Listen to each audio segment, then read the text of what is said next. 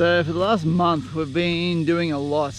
The video you're about to watch is us flying from Madagascar back to Australia in the height of COVID restrictions. So it was quite testing. It actually wasn't too bad as a flying experience. Yeah, it took a long time, took 4 days, and it was very expensive. But this will show you all that. But to give you some sort of guide on timeline, it was about a month ago. So today, right now, it's New Year's Eve. We are camping in country Queensland. There's plenty more of this coming up, but just wanted to give you an idea because I haven't actually uploaded for a while. So the video you're about to watch was about a month ago. Since then, we've quarantined for 2 weeks. We drove up, we bought this car, an epic four-wheel drive. We drove up the coast of New South Wales and we did some camping, which was great. And then, you know, seeing friends and family. It was Christmas, getting this ready, and now we're on the way over to Western Australia. It's going to take a couple of weeks.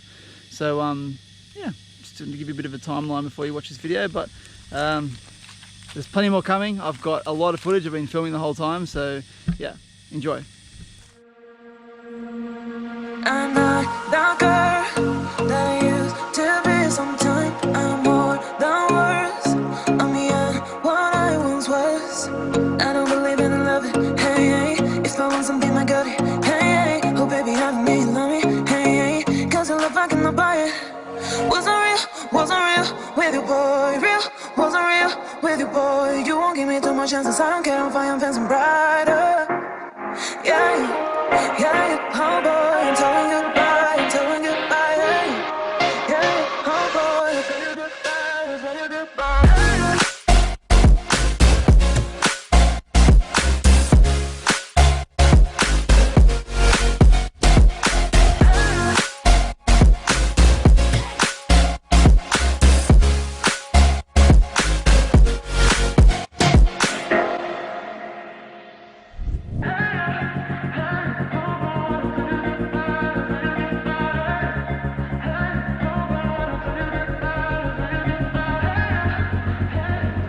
So we're at Addis Ababa airport in Ethiopia. It's very, very early in the morning, so you have to excuse my eyes because I have not slept for quite a few hours, but we're on the way home back to Australia, and I guess we found our dream, but it's going to take a bit to get there, so we have to get back to Australia first.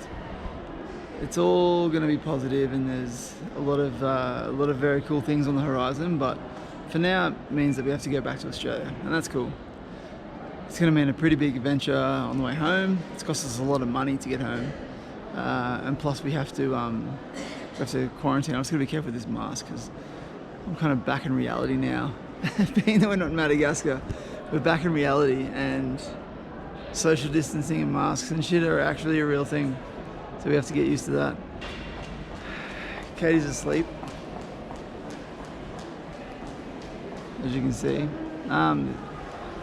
So yeah, we're at Addis Ababa airport in Ethiopia. This is going to be one of the biggest airports in Africa. It's going to be the next major hub for tourists to come here and travel through Africa and Europe and travel around the world. I mean, bit of a tease to actually be in this airport and not be able to leave the country, because we had every hope of coming here and actually traveling the country, but it's not going to happen.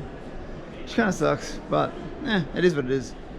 As I say, we've got some very cool shit coming up, so this is going to be a part of it, and it's going to be a journey. So it's going to take us 4 days to get home, today being day one, and we go from here to London.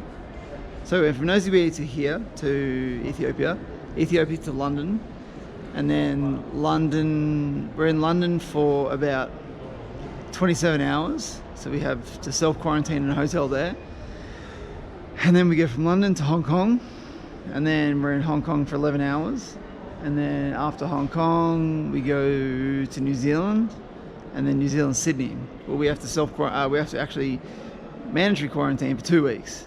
It's going to be very interesting. It's very expensive, and it's a very annoying fact that we are having to cut our trip short, but for the foreseeable future we have some great shit coming up, and yeah, a lot of cool shit on the horizon. But what do you do? For now we have to make a decision, and that's the decision we've made. So This is going to be our bed for a couple of hours, and then we then we're jumping on a plane. And we have an 8-hour trip to London.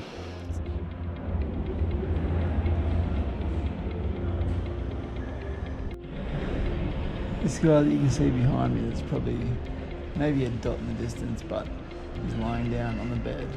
You might be able to hear the music that he's playing.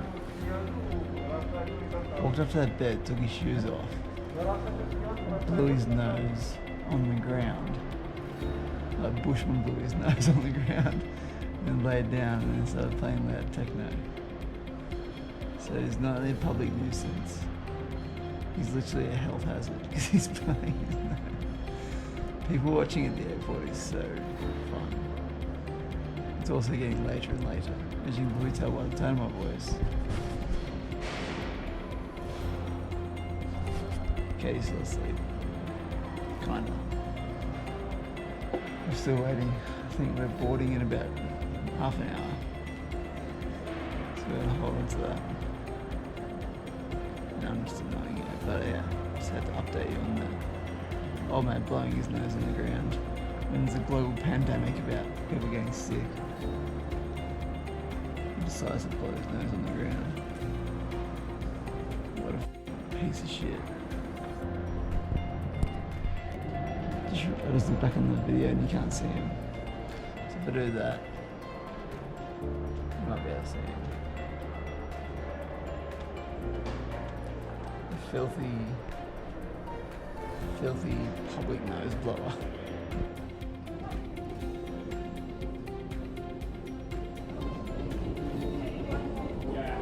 We're at Heathrow. So the first 2 flights are done.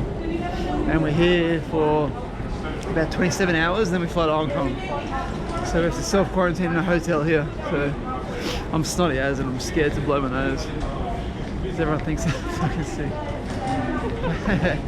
Again, it's a shame to be in London. As it was in Ethiopia, it's a shame to be in London and not be able to do anything. It's a real tease, but strange times. Heathrow is dead. The whole airport is so quiet. We got through super seamlessly. We both have UK passports, so we're able to go through the self-check-in, and usually it doesn't work for me, but it worked today.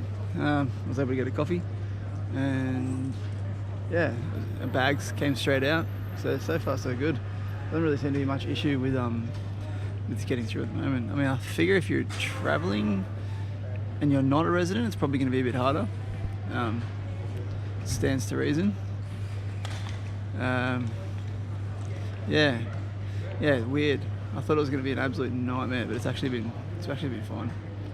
So we're going to find our way to the hotel, and then we have to stay in a hotel room until our flight tomorrow at 11 a.m. tomorrow.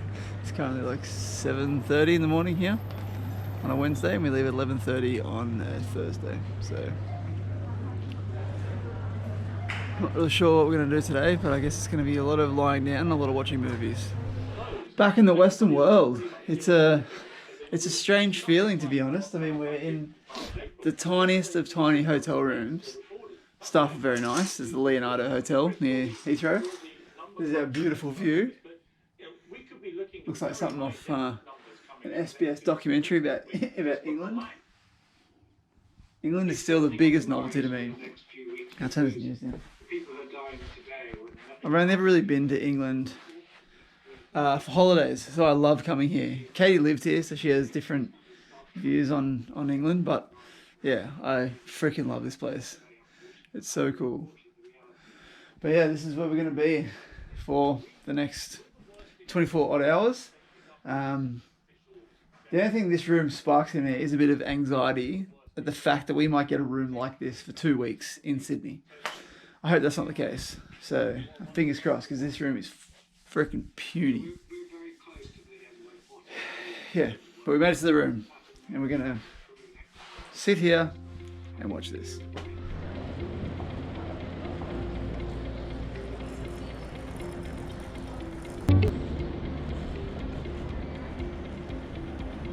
We're in a very empty Heathrow. It's kind of weird, all the shops and restaurants and stuff are closed. There's about 3 places open. It's kind of odd for this airport because it's usually really busy. But we're here, our plane leaves in about 2 hours, and then we've got an 11-hour flight to Hong Kong, and then we're going to 11-hour stopover in Hong Kong. Should be interesting. But it's kind of strange when you come to an airport and you can't really do anything. You're forced to sit down. Usually I like to have some sort of mouth pleasure, whether it be beer or coffee or food or something. So yeah, you see it's dead. It's probably like 20% capacity and 80% of the shop's closed. Very interesting. But so far so good. Check-in's been easy. We have entire rows to ourselves. Booked for the next 3 legs of our journey. And yeah, hopefully there's no delays and or cancellations. But yeah, so far so good.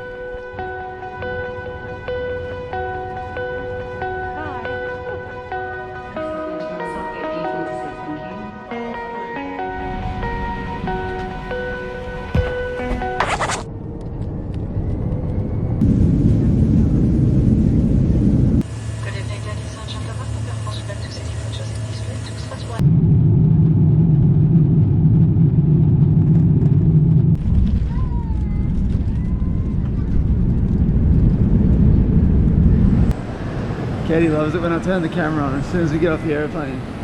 We've made it to Hong Kong and it's like 6 in the morning, I think. That was awesome. We got a whole row to ourselves again and that was actually a pretty good flight. But we're both shattered. Very, very tired.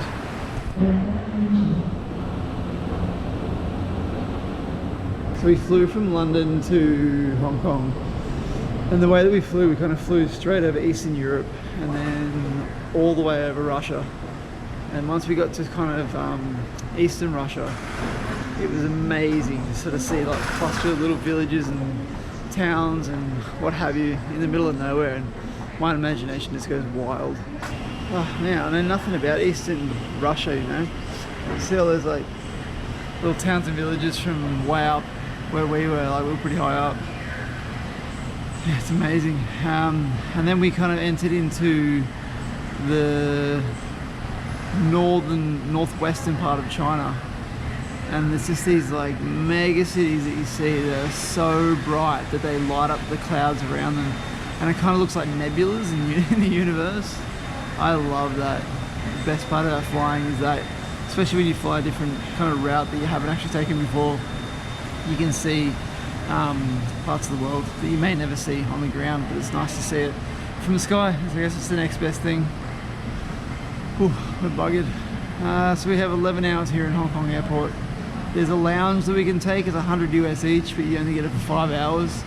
So given that it's only 7 in the morning, or 7 in the morning, we might just find a little hole somewhere to sleep for a few hours and then utilise the lounge for this afternoon. But we'll see. It's a big airport. Let's have a look around and see what's open. So far it is dead. There's literally nothing around at all. Let's have a look.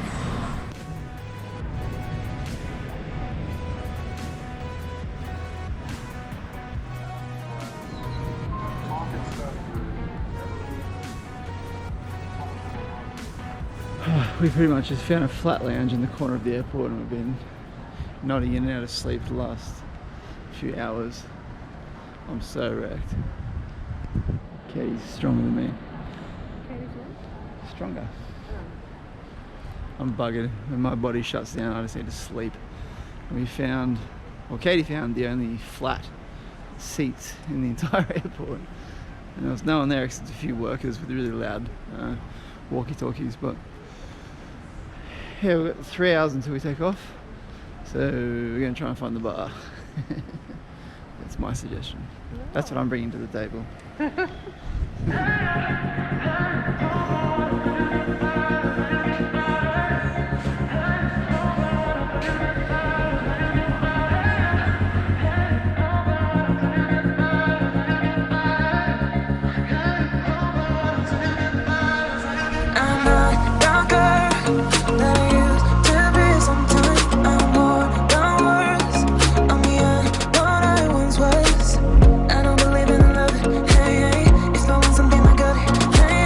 Baby, I'm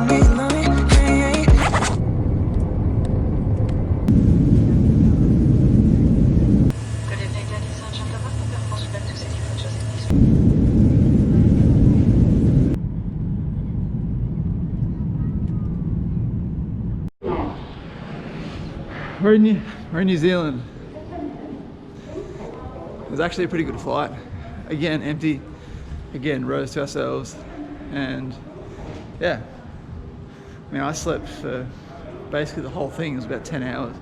And I probably slept for about 7 of it. So we're here for an hour, and then we have a connecting flight to Sydney, which takes 4 hours. And then we start the quarantine for 2 weeks. So we're nearly there. Woo. It's actually been pretty seamless so far, to be honest. Like, it's a pleasure to travel right now. There's no one anywhere. The security is definitely heightening as we're coming closer to Australia.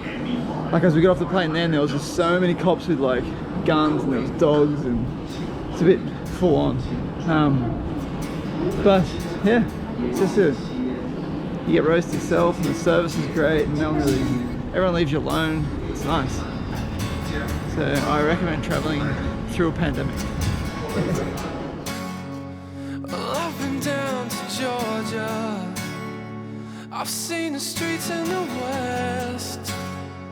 I've driven down the 90. Well, hell, I've seen America's best. I've been through the Rockies. Well, I've seen Saskatoon.